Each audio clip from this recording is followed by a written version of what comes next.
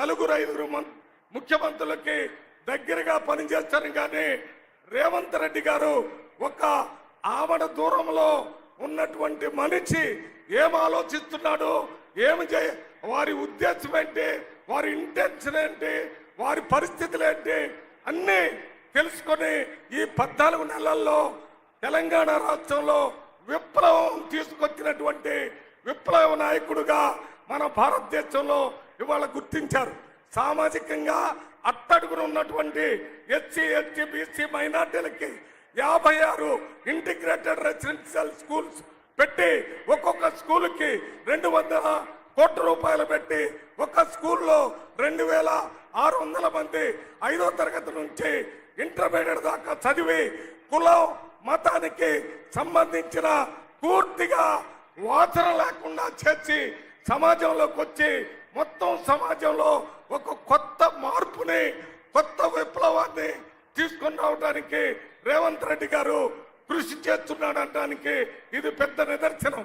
మొత్తం 7 లక్షల మంది ఎస్సీ ఎస్టీ బీసీ మైనారిటీ వెనకబడ్డ జాతులతో పాటు ఫార్వర్డ్కి సంబంధించిన పేద పిల్లలకి 45% మెచ్ ఛార్జీలు పెంచి 200% హాస్పిటల్కి ఛార్జీలు పెంచినటువంటి ఒక సామాజిక విప్లవకారుడు రేవంత్ రెడ్డి గారు.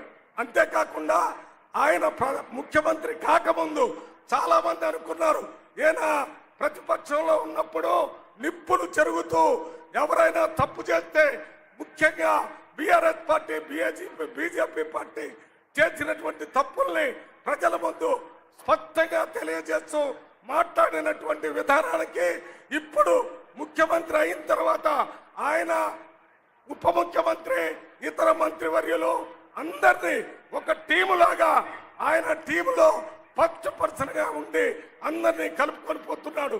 ఇది చూసి ప్రతిపక్షం వాళ్ళు ఓర్పుకోలేక కేటీఆర్, హరీష్ రావు, కవిత వాళ్ళ నాయకులందరూ నోరు పారేసుకొని ముఖ్యమంత్రి మీద అదే రకంగా కాంగ్రెస్ పార్టీ మీద వ్యతిరేకంగా మాట్లాడుతున్నారు. కాబట్టి మీరు రేవంత్ రెడ్డి గారిని, నేను గాని మన కాంగ్రెస్ పార్టీ గాని మీరందరూ గాని ముఖ్యంగా ఈ దాడి నుంచి ప్రతిపక్ష పార్టీలు చేసే తప్పుడు దాడి నుంచి రక్షించి తిప్పి కొట్టాల్సిన సమయం వచ్చిందని మీ అందరికీ విజ్ఞప్తి చేస్తూ ఒక్క మాట 2 నిమిషాల్లో నేను మాట్లాడటం పూర్తి చేస్తాను. ఎందుకంటే ముఖ్యమంత్రి గారు ఎస్ఎల్బిసి టన్నెల్ దగ్గర పోవాల్సి ఉంది.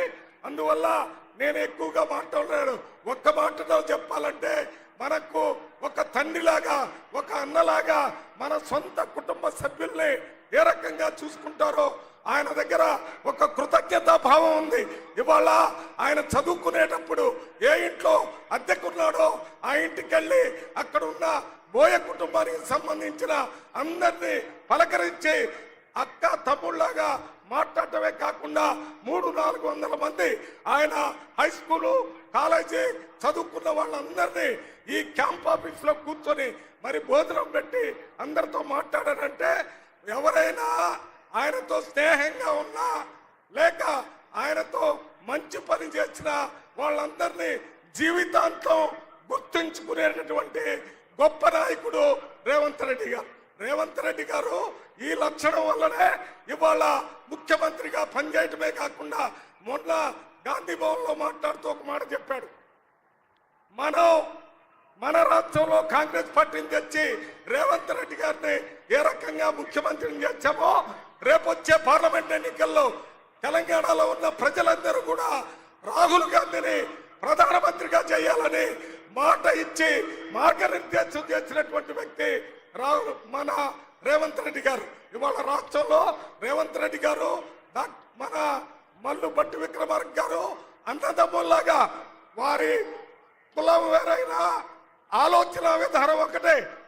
మల్లు భట్టి విక్రమార్క మన రేవంత్ రెడ్డి గారు సమాజంలో సమూలమైన మార్పులు తీసుకోవాలని వారిద్దరూ చేస్తున్న కృషి వల్ల ఇవాళ ప్రజల్లో ఒక రకమైన సంతోషం వ్యక్తమవుతుంది. ఇప్పుడే ఎస్సీలకి బీసీలకి ప్రత్యేక బడ్జెట్ కూడా మన ఉప ముఖ్యమంత్రి గారు ప్రకటించబోతున్నారు.